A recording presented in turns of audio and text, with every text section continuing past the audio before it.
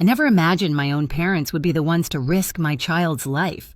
They drained the $150,000 I'd spent years saving for my daughter's heart surgery and called it family help.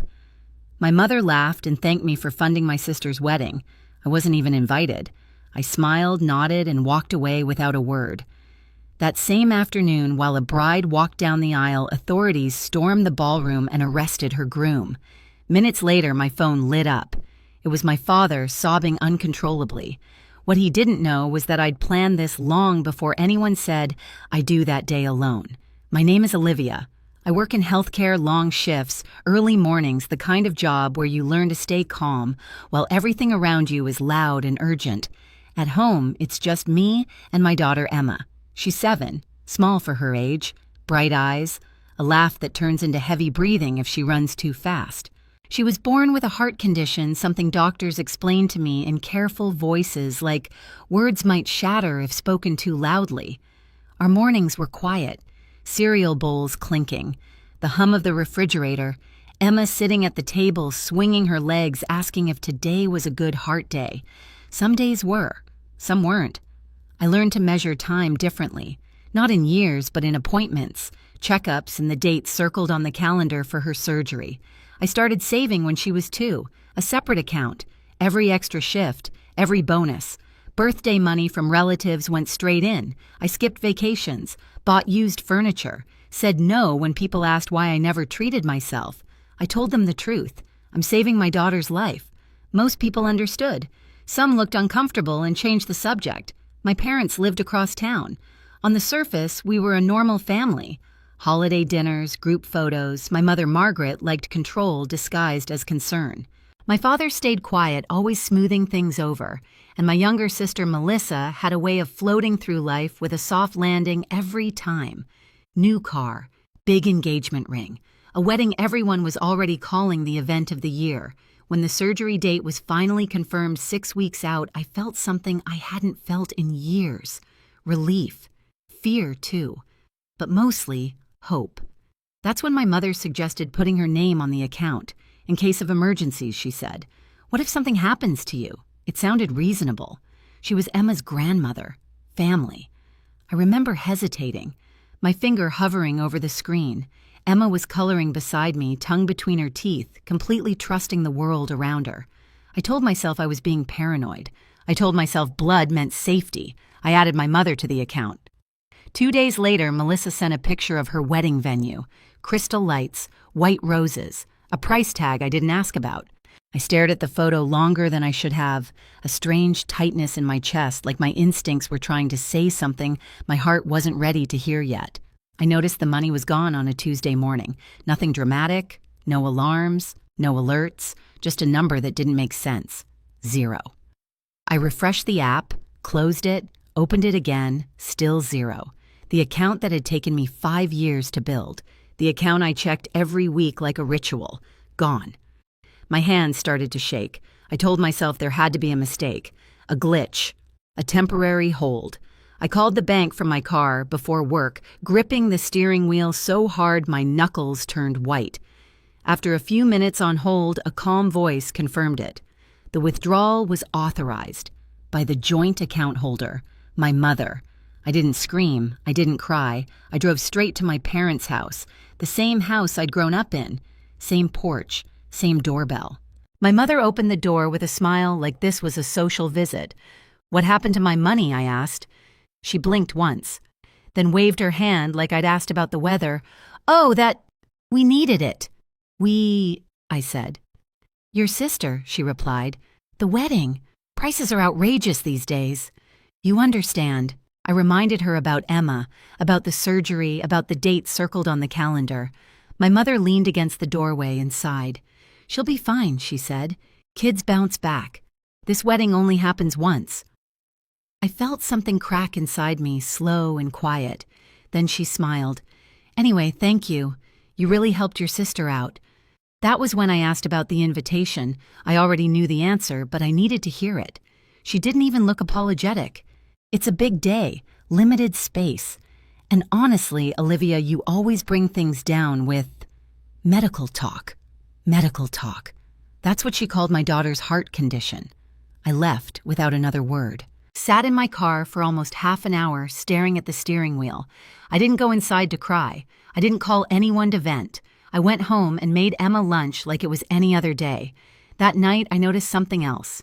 Melissa had blocked me on social media.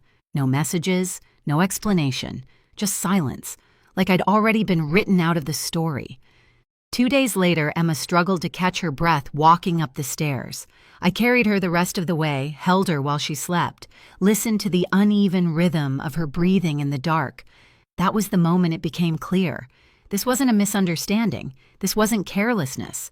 This was a choice. My parents had chosen a wedding over a child. My sister had accepted it without question. And I finally understood something I'd avoided my entire life. If I wanted to protect my daughter, I couldn't rely on family anymore. I needed to rely on the truth. That night, after Emma fell asleep, the house felt louder than usual. The heater clicked on and off. A car passed outside. I sat at the kitchen table, staring at the calendar on the wall. The surgery date was circled in red. 6 weeks had become 4. Her doctor had moved it up after the last visit. We shouldn't wait, he'd said, careful professional. I nodded like I always did. Inside, I was counting hours. I didn't call my parents. I didn't text my sister. I washed dishes, packed Emma's lunch, folded laundry, normal things, survival things. But my mind kept replaying my mother's smile. The way she'd said, "Kids bounce back," like it was a slogan she'd heard somewhere, not a life on the line. The next morning, I sat in my car outside work and finally let myself think clearly. Not emotionally, logically. The account had been drained legally. That meant yelling wouldn't fix it. Begging wouldn't either. I needed options that didn't rely on their conscience. That's when I thought of Derek. My sister's fiancé always made me uneasy, too polished, too eager to talk numbers. I remembered a Thanksgiving dinner years ago when he'd mentioned shipments, delays, money tied up overseas. I'd brushed it off then. Now it stuck. I reached out to someone I barely knew. Tom, a business partner of Derek's I'd met once. We agreed to meet at a small coffee shop in the city. Nothing dramatic, just 2 people sitting across from each other, hands wrapped around paper cups. He looked tired, nervous. He didn't smile. "I can't keep pretending anymore," he said quietly, "especially after what they did to your kid."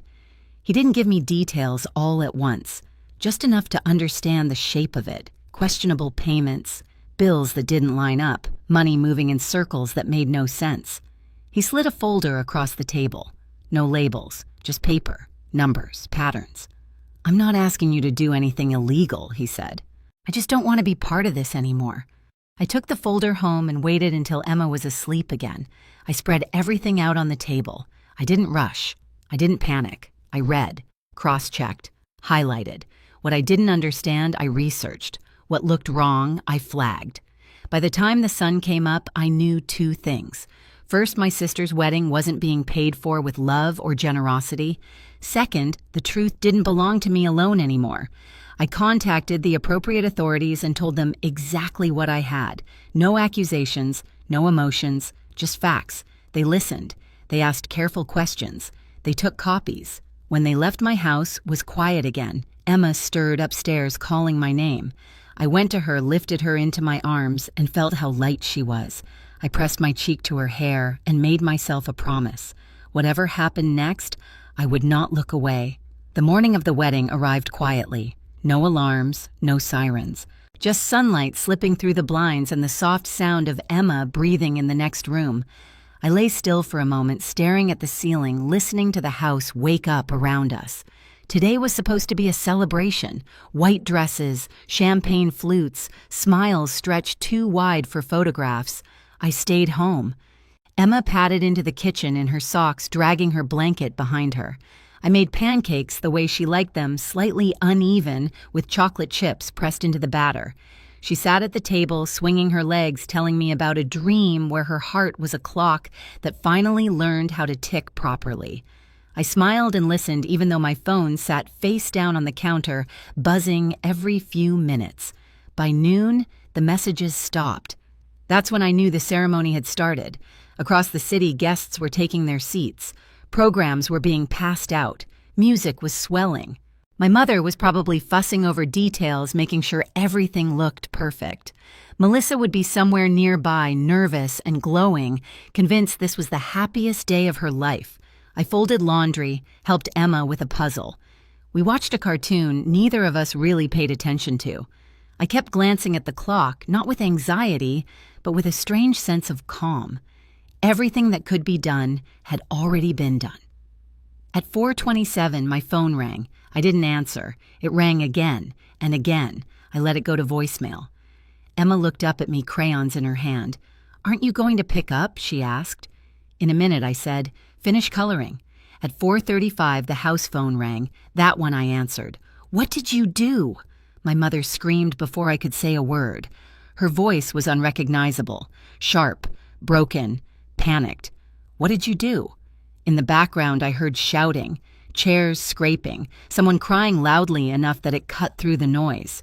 "I didn't do anything," I said calmly. "I stayed home." They stopped everything, she sobbed. They walked in right in the middle. People were watching. Cameras. Melissa was at the altar. Derek, she choked on his name. "They put him in handcuffs," she whispered, like saying it quietly might undo it. I leaned against the counter, steadying myself. My heart wasn't racing, it felt slow, focused. "Who stopped it?" I asked. She didn't answer. She didn't need to. A moment later, another call came through. My sister. I declined it. Then my father. I answered that one. "Olivia," he said, his voice shaking. "Please tell me this isn't happening. Tell me you didn't have anything to do with this. I told the truth, I said. That's all." There was silence on the line.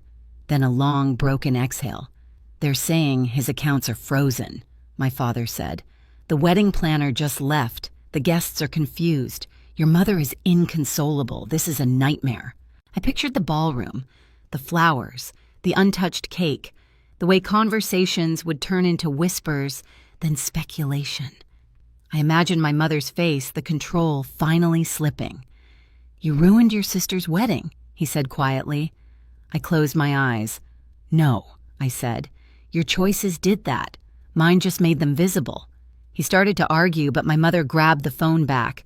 "After everything we've done for you," she cried. "After we raised you, you do this to us. To your own family." I thought about Emma's breathing on the stairs, the calendar on my wall, the zero in my bank account. "You took money meant to keep your granddaughter alive," I said. "You laughed about it. You told me I was ruining the mood. This is the mood you chose." She sobbed harder. "We were going to pay you back with what I asked. They're seizing everything." That's when her voice broke completely. "They said it's serious," she whispered. "They said this has been going on for years." "Yes," I said. "That's what happens when the truth catches up." Melissa's voice suddenly cut in, distant but furious. "Give me the phone." There was shuffling. Then her breathing, sharp and fast. "I hope you're happy," she said. "You humiliated me. In front of everyone. You destroyed my life." I didn't raise my voice. I didn't need to. "You accepted money you knew wasn't yours," I said. "Money meant for your niece's surgery. You blocked me. You didn't invite us. This didn't start today." She laughed a hollow sound. "You're always so dramatic. It was just money." Something cold settled in my chest. "It was my daughter's heart," I said. "And you spent it on flowers." She didn't answer. In the background, someone announced that everyone needed to leave the venue. I heard heels clicking fast, someone yelling at security, a door slamming. "I can't believe you'd go this far," my mother cried. "How could you be so cruel?" I looked over at Emma, still coloring, her brow furrowed in concentration. "Cruel," I repeated softly. "Cruel is stealing from a sick child and calling it help." I ended the call. The house went quiet again. Too quiet. I stood there for a moment, letting it wash over me. I didn't feel triumphant. I didn't feel guilty. I felt finished. An hour later, my phone buzzed with a message from an unknown number. "It's done," it read. "They have enough." I deleted it without replying. That evening, my father called again. This time he didn't yell. "They're saying he could be charged with multiple counts," he said. "It could mean years." "I know," I said. "And your mother—" He trailed off. "She keeps saying she never thought it would go this far." I stared out the window as the sun dipped behind the houses. "It already had," I said. "You just weren't looking." He was quiet for a long time. "What happens now?" he finally asked. "For you," I said. "Or for me, for all of us." I thought about that, about family dinners that would never happen again, about the photos on my parents' walls that would slowly be taken down, about how blood ties stretch until they snap. For me, I said, I take care of my daughter. I hung up before he could respond. That night, after Emma was asleep, I sat alone on the couch. The same couch where I'd once cried quietly, afraid of what would happen if I spoke up. My phone buzzed again, this time a voicemail from my mother. I didn't listen. I didn't need to. The confrontation wasn't in the ballroom. It wasn't in the shouting or the accusations. It had happened long before the moment I chose not to look away, and there was no going back. The days after the wedding felt strangely quiet, like the air after a storm finally moves again. There were no more screaming calls, no more accusations, just updates that came through other people, softened, filtered. Derek's accounts were frozen. Everything tied to his business was under review. The venue wanted answers. Vendors wanted payment. The wedding photos were never sent out. The story everyone whispered about wasn't romance anymore. It was consequences. My father called once, voice low and tired. He apologized without really saying the words. My mother didn't call again. I heard she stayed in bed for days telling anyone who would listen that she'd only been trying to help her family. I didn't correct her. I didn't need to. What mattered was Emma. A nurse from the hospital called to move her surgery up again. Sooner, but necessary. The number scared me at first. Then something unexpected happened. Friends I hadn't spoken to in years reached out. Coworkers shared a fundraiser. Strangers donated small amounts with notes that said things like, "For Emma, and you're doing the right thing." Within a week, we were close. Close enough that I could finally breathe. The night before her surgery, Emma asked me if everything was going to be okay. I told her the truth. "Yes," I said, "it is." And for the first time in a long while, I believed it. I didn't win anything that day. I lost the illusion that blood automatically means love. But I kept what mattered, my daughter, her future, my peace. I learned that protecting your child isn't betrayal, it's courage. And sometimes the hardest boundaries are the ones that save lives. If this story hit close to home, you're not alone. Share your thoughts in the comments.